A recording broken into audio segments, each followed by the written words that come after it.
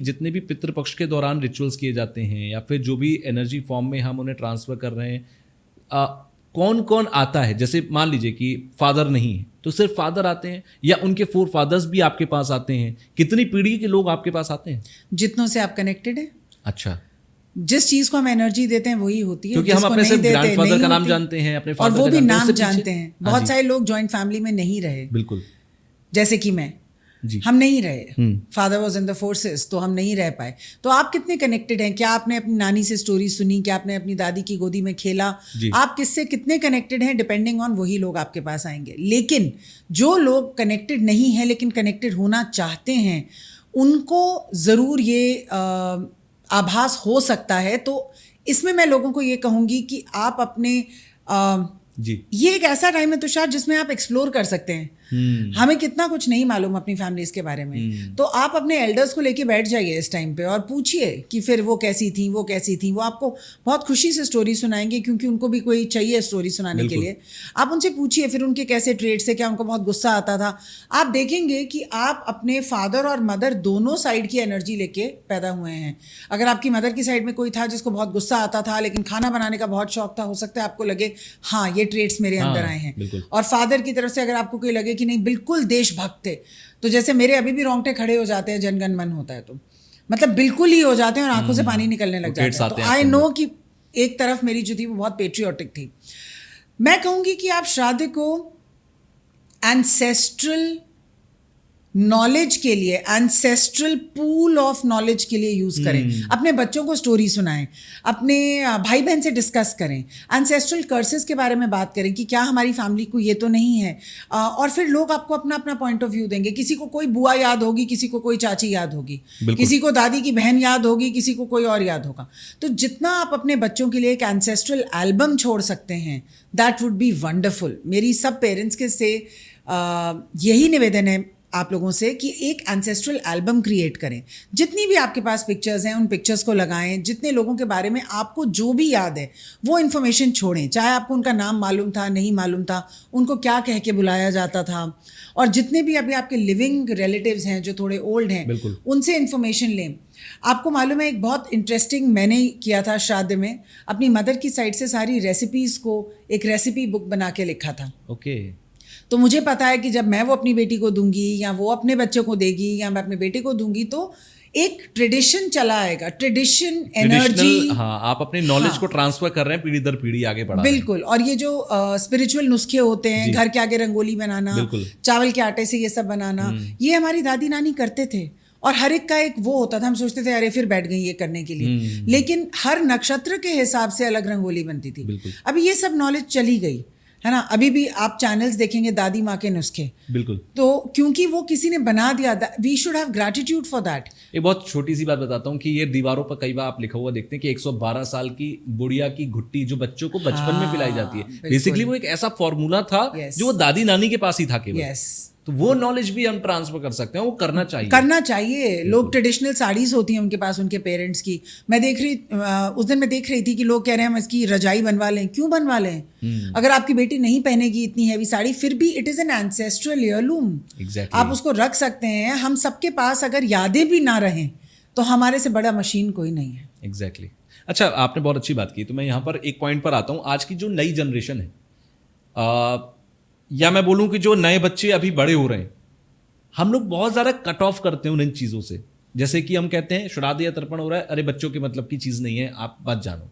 या अगर वो कोई सवाल भी पूछते हैं कि अरे हम क्यों कर रहे हैं, जैसे आपने कहा था कि अरे ये सबसे ज़्यादा बच्चे पूछते हैं, तो हम उन्हें नहीं बता पाते या नहीं बताना चाहते, क्योंकि हम ये सोचते हैं कि ये डर का रिचुअल है, ये एक ऐसा, हाँ, ये डार्कनेस का रिचुअल है कि किसी की मृत्यु की बात कर रहे हैं, किसी आत्मा की बात कर रहे हैं।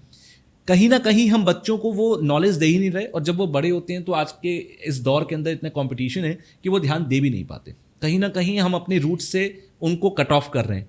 तो कैसे हम उन्हें इन सारी चीजों से जोड़ें? What a brilliant question. देखिए, जितने भी पेरेंट्स ये पॉडकास्ट देख रहे हैं उनको मैं ये कहूंगी कि make it interesting for your children. अगर आप उनको स्टोरीज देंगे, साड़ियाँ देंगे, रेसिपीज देंगे, एक्साइटिंग तरीके से इस बात को करेंगे तो उनको ये 10 दिन बहुत अच्छे लगेंगे। दूसरी बात, आपको ऐसा लगता है तुषार, लेकिन एक यंगर जनरेशन आज की डेट में बहुत तेजी से स्पिरिचुअलिटी और भगवान की तरफ जा रही है, और उनको अपने पेरेंट्स से ज़्यादा इंटरेस्ट है कि हमारे एंसेस्ट्रल जीन्स क्या थे। एंसेस्ट्रल ट्री बनाते हुए मैंने इतने लोगों को देखा है, हमारी वर्कशॉप्स का पार्ट है।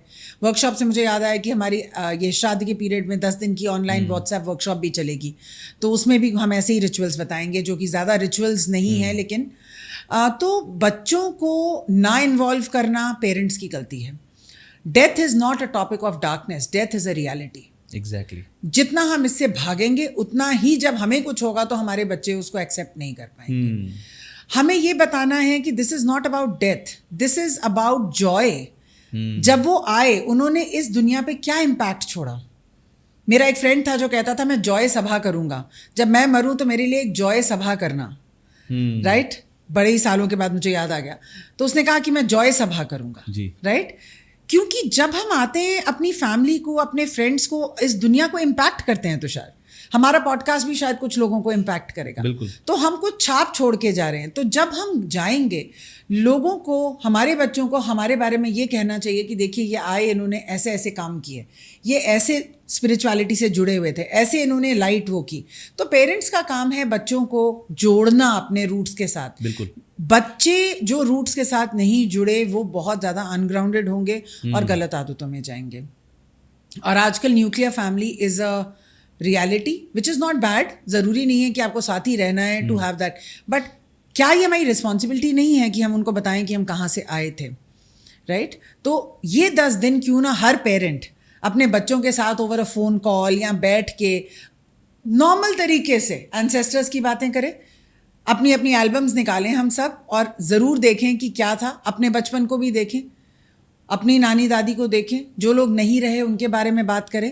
और ज़रूरी नहीं है सिर्फ बच्चों से बात करें, आपस में भी बात करें। बिल्कुल, उन्हें याद करें 16 दिनों के अंदर। अब उन्हें बताएं कि देखिए Correct. आपके फादर ऐसे थे, आपके फोरफादर ऐसे थे, वो देशभक्त थे, वो आज़ादी की लड़ाई लड़े थे, उन्होंने ऐसा किया था। तो बहुत एक अच्छा मैसेज, और मुझे लगता है कि रूट्स के साथ कनेक्ट करते हैं बच्चों को। उन्हें भी पता होना चाहिए कि उनके फोरफादर्स कहाँ थे और कैसे उन लोगों ने लाइफ को जिया है।